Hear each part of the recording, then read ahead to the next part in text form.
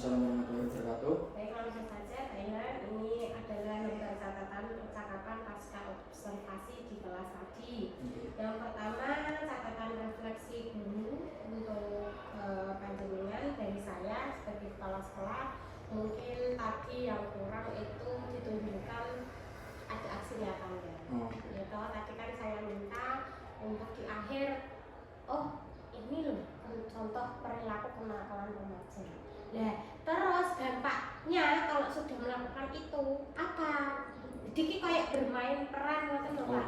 Nah, bermain peran. Jadi kalau mungkin kalau lebih banyak materi, anak pasti membosankan. Tapi kalau mereka berpraktek langsung bermain peran, nah, jadi kan nanti kan anak langsung tahu, oh dampaknya ini. Itu saja refleksi dari saya. Kemudian untuk umpan baliknya tadi, kalau bisa kan langsung lesan. Kalau ditulis terlalu lama waktunya. Kalau secara lesan, misalkan ya tadi ya. Nah, pertanyaan 1, misalkan ambil dari beberapa anak. Pertanyaan 2, ambil dari beberapa anak.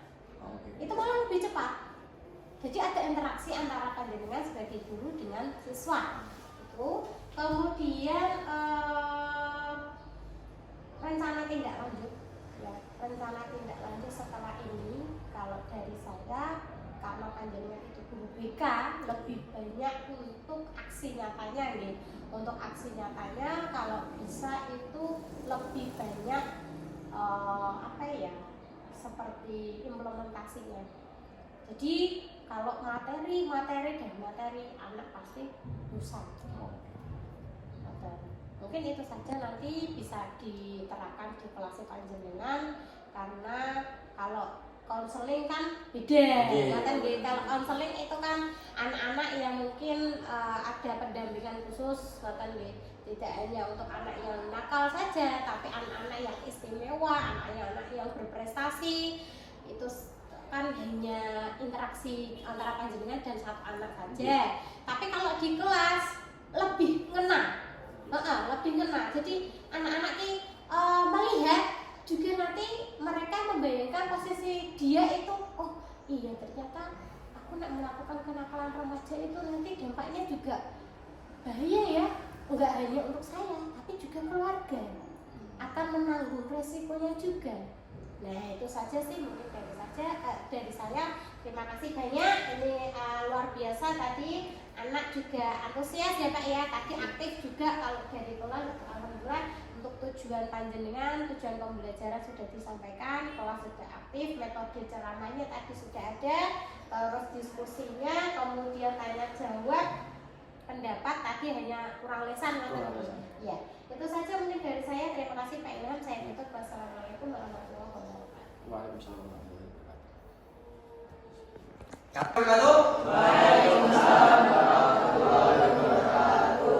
Oke, sebelum kita memulai kegiatan pada hari ini, alangkah baiknya kita berdoa menurut agama dan kepercayaan masing-masing. Berdoa yang saya akan pimpin, berdoa dimulai.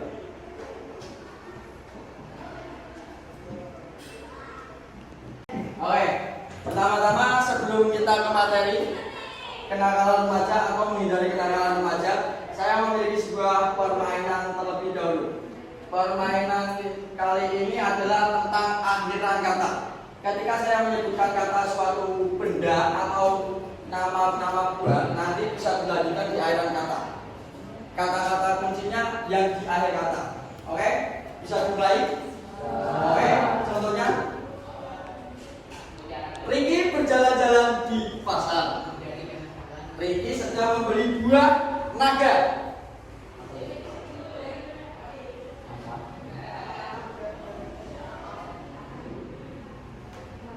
Apa?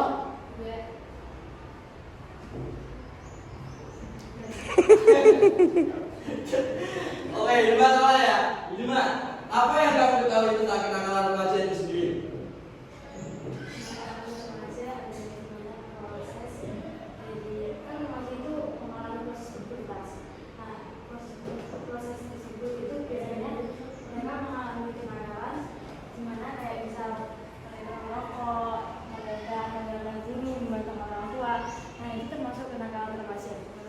Oke, bagus.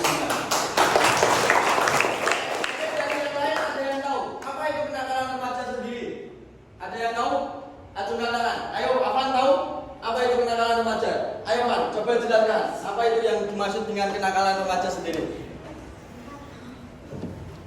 Ayo, Man.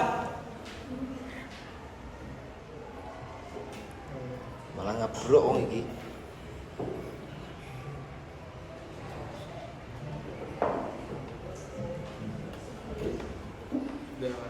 Mungkin dari teman-teman yang cowok ada yang tahu, Riki, apa yang kamu tahu tentang kenakalan remaja itu sendiri? Perilaku yang melanggar aturan. Oh, perilaku yang melanggar aturan. Oke, saya jelaskan kembali ya.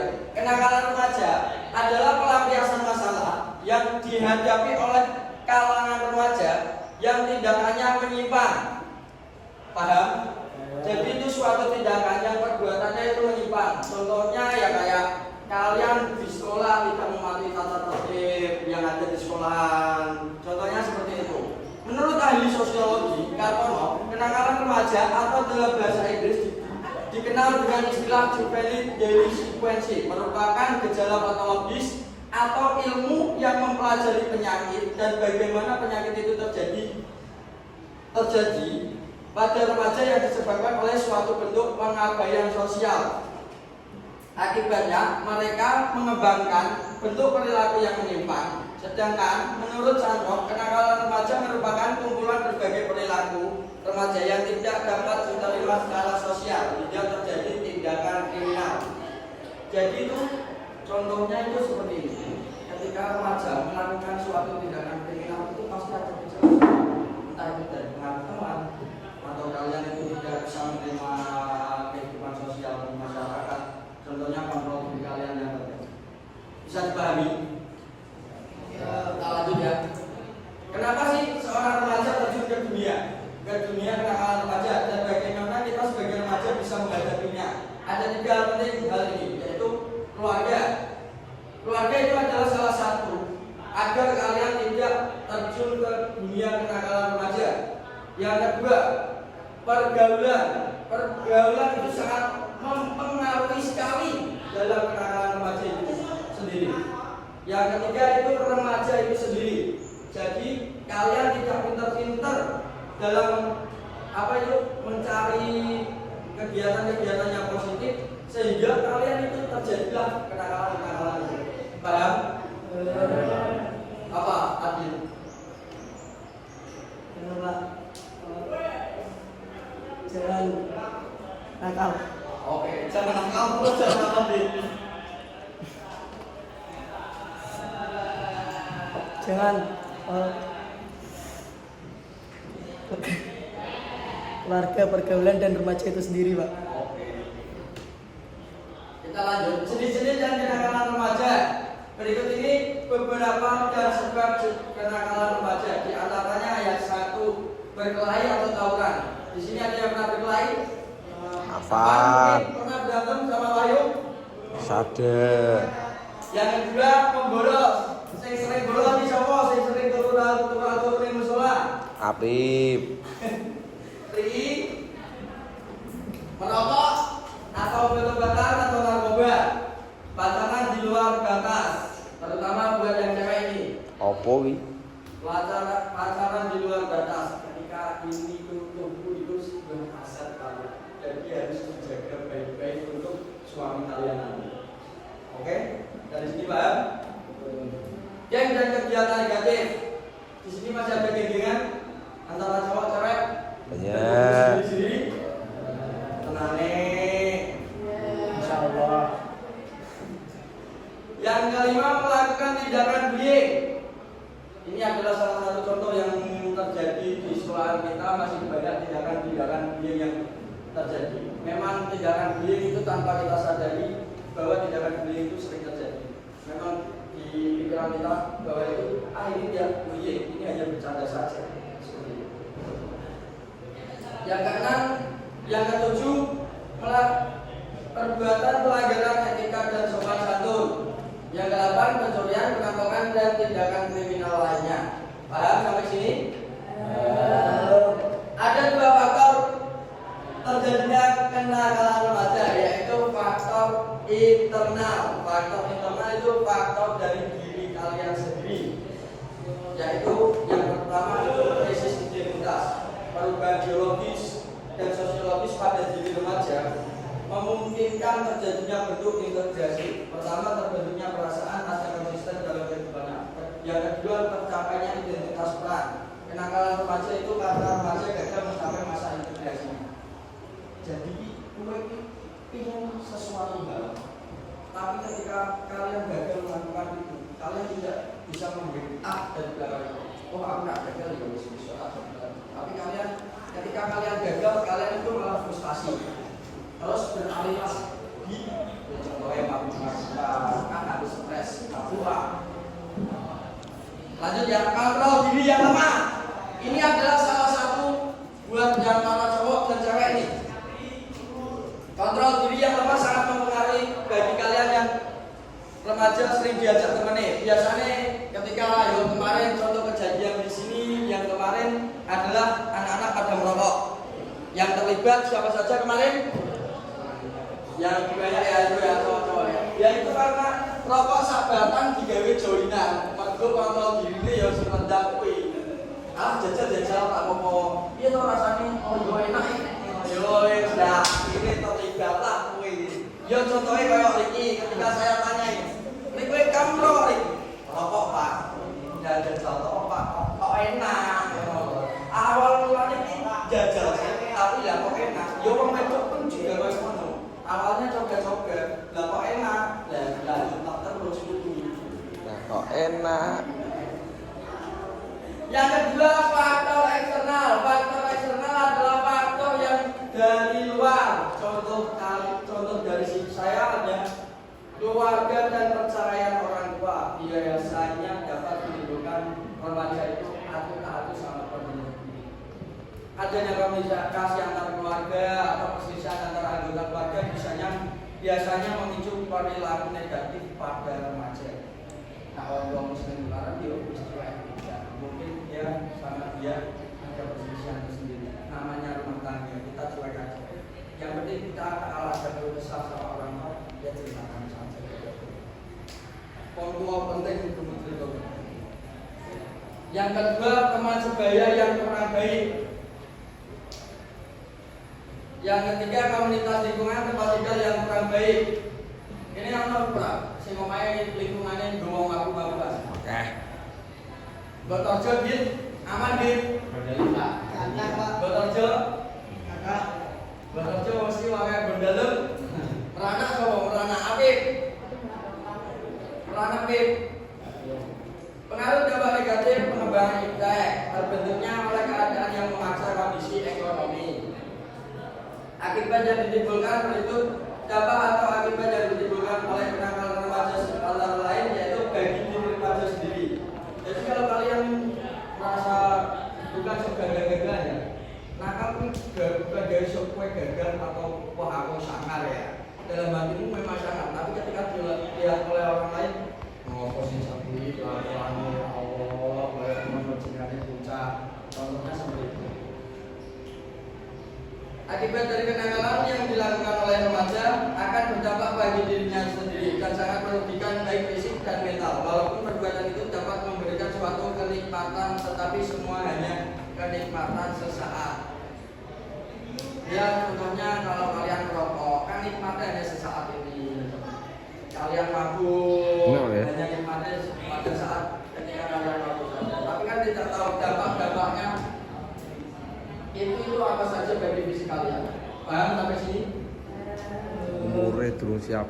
Yang kedua bagi keluarga. Anak merupakan penerus keluarga yang nantinya dapat menjadi tulang punggung keluarga. Apabila orang tuanya tidak mampu bekerja, apabila remaja selaku anak dalam keluarga kelakuan menyimpang dari ajaran agama akan berakibat ketidakharmonisan di dalam keluarga dan putusnya komunikasi antara orang tua dan anak. Jadi itu keluarga sangat berpengaruh penting bagi kalian ya. Apabila nanti orang tua tidak mampu lagi bekerja, siapa yang bisa kalian sanggupi sendiri? Yo kalian toh. Yang nanti sebagai penggantinya orang tua kalian kan kalian itu kalian semua ini. Jadi kalau kalian merasa hebat, merasa tunjukkan bakat dan pikiran kalian. Jangan hebat karena wah aku merokok, wah aku mabuk.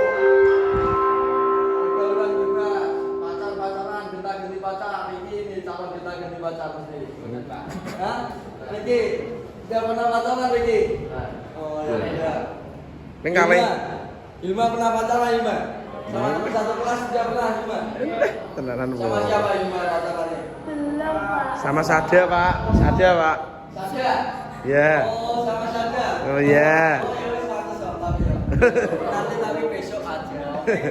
Ini hanya untuk pengalaman saja. Bagi lingkungan masyarakat, kalau kalian sudah dicap,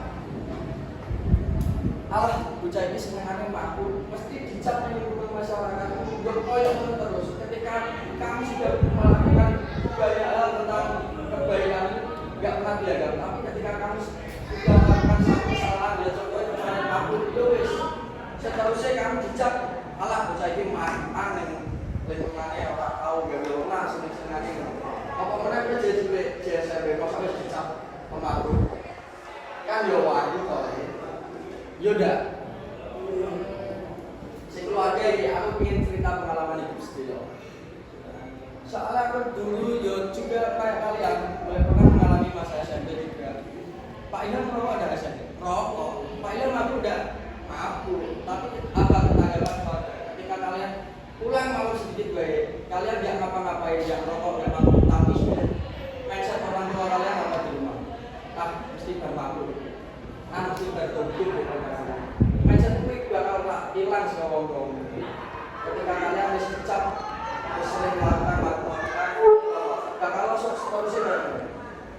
Jadi jogo awakmu ojo sampai dari alkohol ataupun rokok. Pompong sama. Begitu juga dengan lingkungan masyarakat sama. Kalau kalian sudah dicap wah ini sering mabuk, biasanya nongkrongnya ning kono kae lho. Biasanya nongkrongnya ning kono mabuk iki dicacai. Ya wes, seterusnya kalian akan dicap seperti itu. Ya ini cara-cara mengatasinya ya. Yang pertama itu perlunya kasih sayang dan perhatian pengawasan dari orang tua yang tidak mengekang. Kalian kan di sini berarti perlunya pengawasan dari entah itu pengurus pondok, entah itu dari dewan guru. Jadi kalau kalian bilang manutole itu kebaikan kalian sendiri. Yang kedua, pemblokiran terhadap media komunikasi internet yang berpengaruh terhadap remaja. Yang ketiga, remaja harus bisa mendapatkan sebanyak mungkin pendidikan agama dan figur yang bisa dijadikan contoh. Kalau kalian di sini contohnya siapa? Pak Saudi, Pak Aul, oh attitude dalam attitude bagus, dalam ini aktif. Jadi itu kalian memiliki pikiran, aku tidak juga ini. Itu nggak apa-apa, tapi yang dicontoh harus yang bagusnya. Kalau yang jeleknya harus ditinggalkan. Yang keempat, kemauan orang tua untuk membatasi anaknya keluar rumah dan menggunakan kondisi keluarga sehingga tercipta keluarga yang harmonis, komunikatif, nyaman bagi remaja. Yang keenam, remaja pada memilih teman dan lingkungan yang baik untuk menyalurkan bakat dan minatnya. Kalau kalian di sini salurkan bakat minatnya. Yang kayak hijau, contohnya untuk jalan tilawah kan disalurkan di lomba mafsi. Yang kemarin Afan Robana, yang kemarin ikut Robana di sini siapa? Yanto, itu kan disalurkan semua bakat minatnya. Pinter-pinter milih teman. Medio nek ke cemen, medio nek ke remaja lah, nak gaul ben. Soal dibalik. Oke. Yang keenam, remaja membentuk ketahanan diri agar tidak mudah terpengaruh jika ternyata teman sebaya atau komunitas yang ada tidak sesuai dengan dirinya. Kontrol diri masih berhubungan dengan kontrol diri yang tinggi dari kalian sendiri. Katakan tidak pada alkohol, katakan tidak pada rokok. Oke, paham sampai sini semuanya? Oke. Kata-kata hari ini berperilakulah sebelum berpikirlah sebelum bertindak dan terimalah semua resiko apa saja dari tindakan itu. Oke, siap menerima resiko dari tindakan itu. Kalau kalian bertindak seperti yang kayak tadi membolos, ya sudah terima konsekuensi apa saja yang terjadi pada masa depan nanti. Malam-malam cari hiburan, jangan lupa bawa kekasih. Hanya ini yang bisa sampaikan. Cukup sekian dan terima kasih. Wassalamualaikum.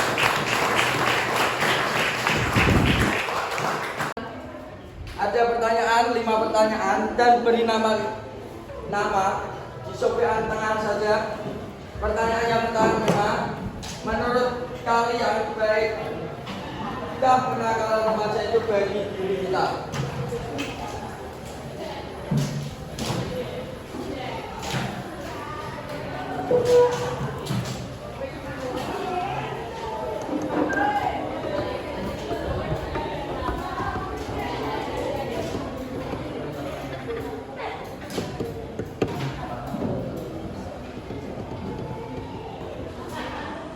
Yang pertama, menurut kalian baikkah kenakalan remaja itu bagi diri kita? Yang kedua, tahukah kamu dampak dari kenakalan remaja itu?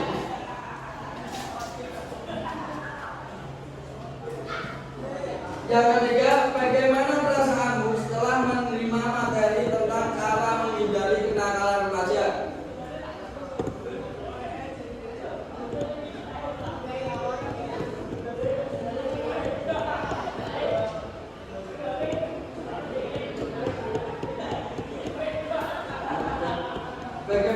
Yang ketiga ya, bagaimana perasaanmu setelah mendapatkan materi tentang cara menghindari kenakalan remaja?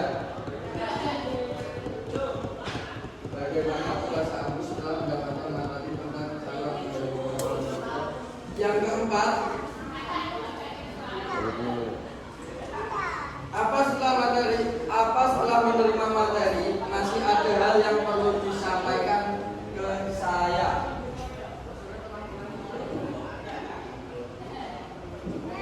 Apa setelah menerima materi masih ada hal yang perlu disampaikan? Yang kelima, bagaimana pendapatmu bila ada salah satu temanmu masih melakukan kenakalan di lingkungan sekolah? Jelas ya? Guys. Assalamualaikum warahmatullahi wabarakatuh. Waalaikumsalam warahmatullahi wabarakatuh. Selamat pagi Pak Ilham. Pagi. Saya Dwi. Alhamdulillah sehat. Baik, untuk sebelum nanti supervisi dengan saya di kelas, mungkin ada beberapa lembar catatan. Yang pertama itu nanti ada lembar catatan percakapan dari praobservasi kelas. Kemudian nanti observasi langsung di dalam kelas, dan setelah itu nanti pasca observasi di kelas. Nah, untuk sebelumnya nanti ada beberapa pertanyaan dari saya terkait yang pertama itu tujuan dari pembelajaran panjenengan selaku guru BK. Kemudian area pengembangan yang akan dicapai itu apa?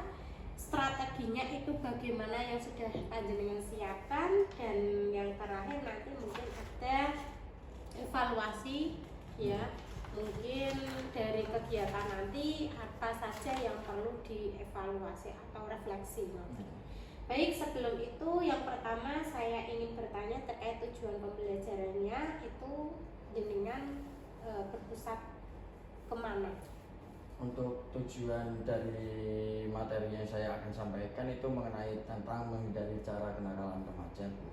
Yang ada 2 tujuan umumnya itu peserta didik atau konseli dapat menerapkan dan memahami bentuk atau jenis kenakalan remaja dan dapat menjelaskan dampak terhadap pribadi dan lingkungan serta berusaha untuk menghindarinya. Untuk tujuan khususnya ada 3. Peserta didik atau konseli dapat memahami pengertian kenakalan remaja. Yang kedua, peserta didik dapat memahami jenis-jenis dan sebab kenakalan remaja. Dan yang ketiga, peserta didik dapat memahami akibat yang ditimbulkan oleh kenakalan remaja itu sendiri. Berarti memahami ya, memahami kemudian juga tahu dampaknya. Karena kan sementara ini kasus bullying sendiri di sekolah itu lumayan.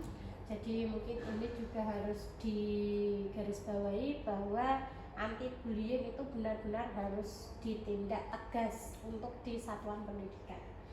Oke, untuk selanjutnya itu ada area pengembangan. Setelah nanti panjenengan masuk di kelas memberikan atau menyampaikan terkait kenakalan remaja khususnya untuk kelas 9. Jadi nanti setelah nanti panjenengan memberikan materi dampaknya apa saja, setelah itu kira-kira yang akan dicapai itu puncaknya kemana? Yang satu, yang pertama itu siswa dapat memahami, oh kenakalan remaja itu kan hal yang seperti ini, dapat memahami apa saja jenis kenakalan remaja sehingga siswa dapat berpikir lagi, oh kalau saya melakukan ini akan terjadi seperti ini, jadi seperti itu. Berarti kalau bisa itu benar-benar anak itu Paham. jangan sampai Oke. melakukan apa yang sudah diberikan panjenengan. Jadi harapannya ke depan anak-anak itu tidak ada lagi kekerasan. Apalagi kenakalan remaja sekarang yang sangat berlebihan menurut saya, dan mungkin nanti ada hal-hal positif yang mungkin bisa diambil oleh peserta. Oke, selanjutnya untuk strateginya Pak. Strateginya yang saya persiapkan adalah ceramah, curah pendapat, dan tanya jawab. Kenapa saya melakukan ceramah, curah pendapat, dan tanya jawab? Supaya siswa terlibat aktif juga ketika saya menyampaikan materi. Jadi siswa itu tidak hanya mendengarkan saya saat saya menyampaikan materi, tapi saya harus mencoba tanya jawab sama dia. Dengan cara apa ya? Caranya dengan ice breaking lah, kita mulai dari awal pertemuan atau awal masuk, kita sebelum menyampaikan kita lakukan ice breaking. Apakah anak sudah mengetahui, paham tidak itu apa sih kenakalan remaja tersebut gitu. Oke. Berarti tadi ya menggunakan metode ceramah, tanya jawab, kemudian yang terakhir nanti ada beberapa pendapat dari peserta didik terkait kenakalan remaja. Itu saja mungkin dari saya Pak Ilham. Semoga nanti observasi di kelas berjalan dengan lancar, dan memang untuk pembelajarannya nanti bisa dampaknya itu positif, khususnya apa yang sudah jenengan persiapan untuk strateginya, kemudian terkait materi, nanti juga mungkin ada praktek baiknya juga. Kalau ada praktek baiknya itu biasanya anak lebih tidak tidak mengantuk. Itu saja mungkin dari saya. Terima kasih banyak. Assalamualaikum warahmatullahi wabarakatuh. Waalaikumsalam.